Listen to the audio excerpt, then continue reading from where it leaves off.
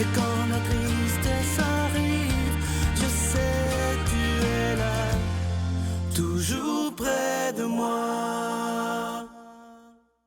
Bon mardi, bienvenue à votre émission de Victoire de l'amour. Aujourd'hui, comme on le fait tous les mardis, c'est avec beaucoup de joie qu'on rejoint notre amie Brigitte Bédard.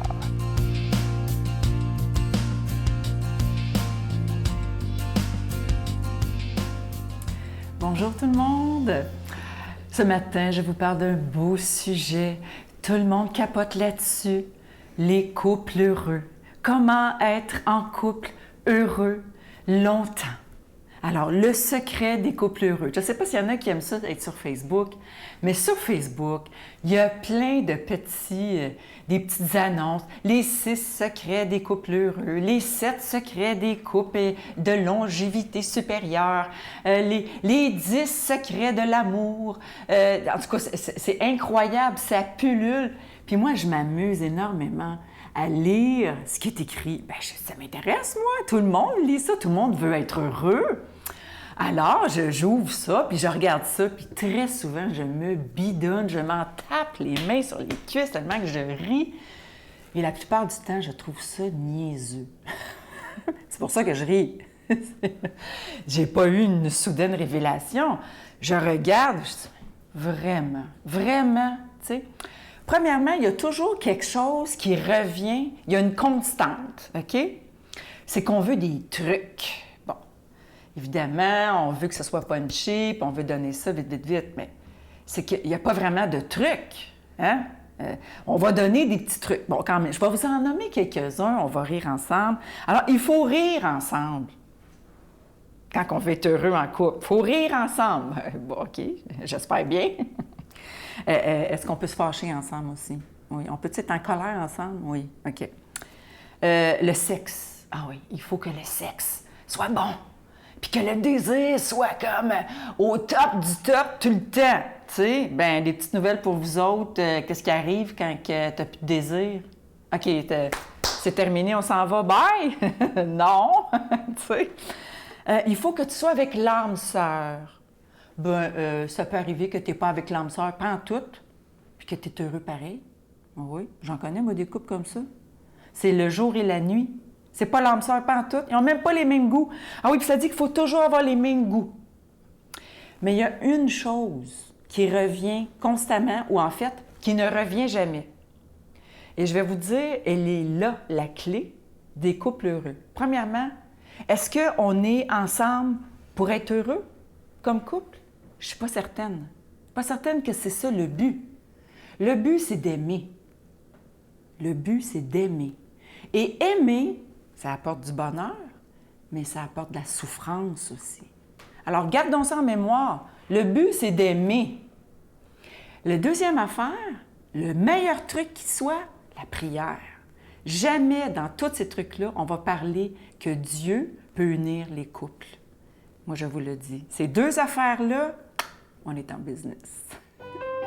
Notre Père qui es aux cieux, que ton nom soit sanctifié, que ton règne vienne, que ta volonté soit faite sur la terre comme au ciel.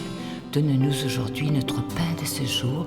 Pardonne-nous nos offenses comme nous pardonnons à ceux qui nous ont offensés.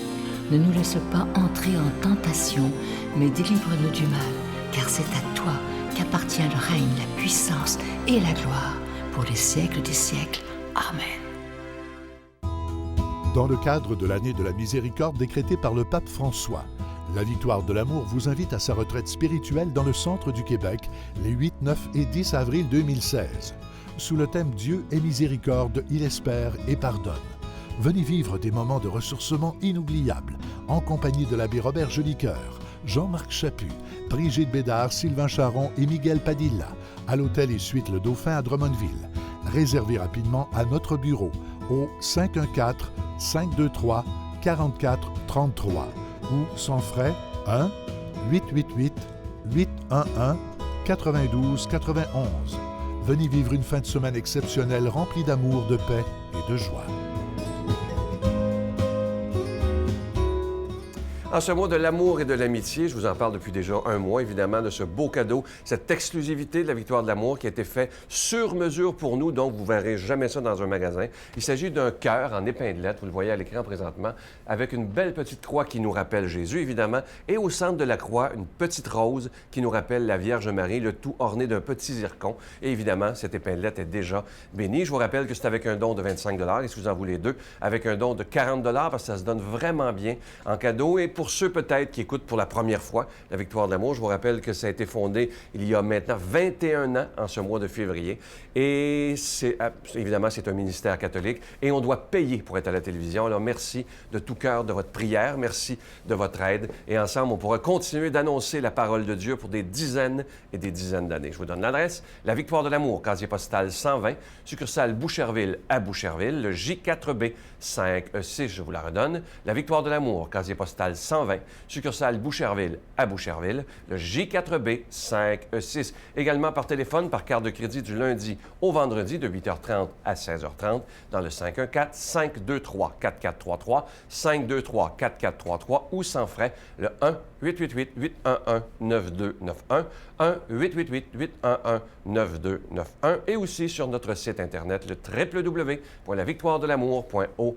Je vous rappelle, pour le reste du mois, ce beau cadeau qui est, évidemment, c'est en l'honneur de la Saint-Valentin, une épinglette en forme de cœur, avec au centre une belle petite croix qui nous rappelle Jésus et avec une rose qui nous rappelle la Vierge Marie. Merci de tout cœur.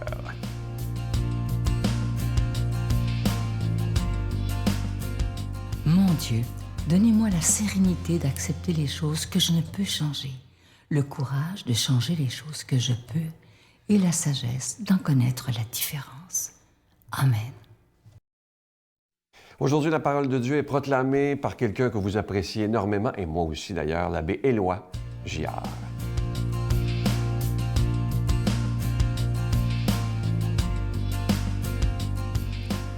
Alors, bon matin, mes amis. Je suis tout heureux de vous retrouver en cette deuxième semaine de Carême.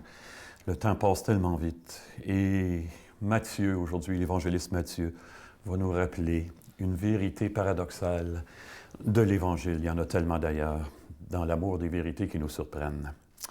Alors, Jésus déclara à la foule et à ses disciples, « Les scribes et les pharisiens enseignent dans la chair de Moïse.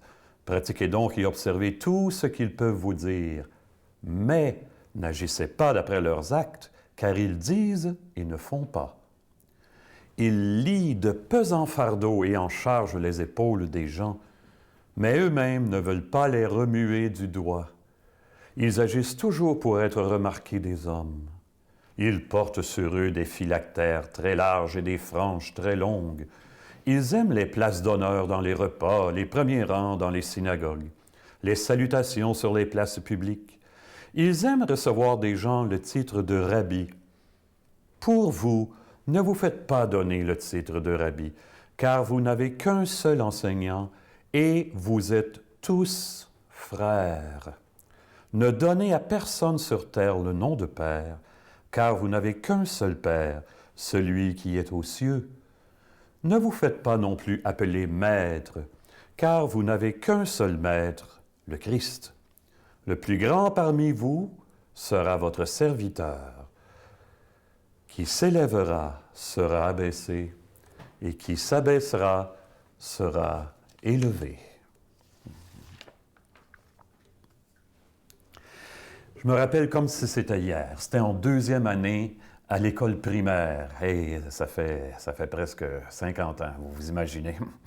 Et pendant le cours d'enseignement religieux, notre professeur nous avait parlé pour la première fois des pharisiens. Et là, elle disait, les pharisiens, ils faisaient des bonnes choses. Puis les gens les admiraient beaucoup. Puis Jésus, il les connaissait aussi. Puis il disait, ils font des bonnes choses, mais ne faites pas comme les pharisiens. Puis là, elle nous avait traîné ça longtemps, puis on était tous sur le bout de notre chaise. Mais pourquoi Jésus, il dit ça?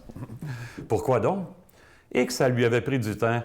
Je pense qu'elle voulait qu'on essaye de deviner, puis on n'avait pas trouvé. Je me souviens très bien qu'elle nous avait dit, parce que Jésus, il dit, les pharisiens, ils font ça juste pour se faire remarquer. Ah, ouais. Je me souviens qu'en deuxième année, on ne comprenait pas trop pourquoi, d'où ça venait tout ça, cette tendance-là. Il y a quelques années, j'ai lu des réflexions d'un écrivain français très caustique qui s'appelait Léon Bloy, un catholique original, qui raconte que dans son village natal, il y avait des femmes qui allaient régulièrement faire de l'adoration du Saint-Sacrement à l'Église. Et elles s'arrangeaient pour que tout le monde les voie passer, dit-il. Elles aimaient beaucoup être remarquées dans ce sens-là. Et Bloy faisait cette remarque à propos de ces femmes. Pieuses comme des anges, orgueilleuses comme le démon, elles s'adoraient devant le Saint-Sacrement. Regardez-vous donc. Comme on aime se faire remarquer. Les hommes ne valent pas mieux, hein? Ça c'est bien clair entre nous. Hein? Alors les pharisiens, d'après Jésus, disent et ne font pas. Et pourtant, ils mettent de la pression sur les pauvres autour. Hein? De fait, nous, on associe spontanément le pouvoir, l'autorité avec la domination.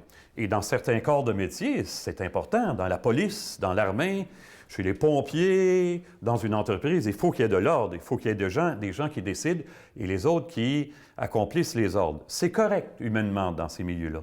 Mais avec Dieu, c'est exactement le contraire. Avez-vous remarqué? Sa seule grandeur, c'est l'amour qui l'oblige, au fond, à servir et à se donner jusqu'au bout.